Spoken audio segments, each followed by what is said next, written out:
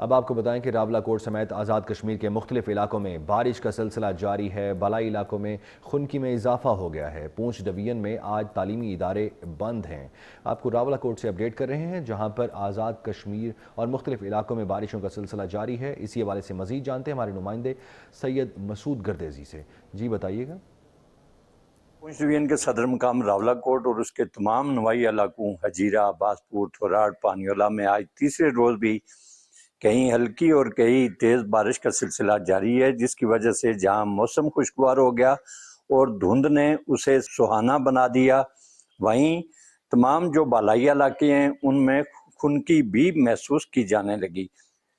ندی نالوں میں طغیانی اور لینڈ سلائیڈنگ کے خدشات کے پیش نظر محکمہ تعلیم آزاد کشمیر نے آج تمام تعلیمی اداروں میں تعطیل کر رکھی ہے، تو دوسری طرف ڈی ڈی ایم اے نے بھی عوام سے کہا ہے کہ ندی نالوں سے دور رہیں اور سیاح بھی غیر ضروری سفر سے اجتناب کریں۔ حالیہ موسمی صورتحال کے باعث حفظ متقدم کے طور پر ریسکیو 1122، محکمہ شاہراہات، محکمہ صحت عامہ اور محکمہ پولیس کے لیے بھی الرٹ جاری کیا گیا ہے۔ اسی طرح نوائی ضلع باغ، حویلی اور سدنوتی میں بھی موسلادھار بارش کا سلسلہ جاری ہے۔ جی شکریہ، آپ نے آگاہ کیا۔ آگے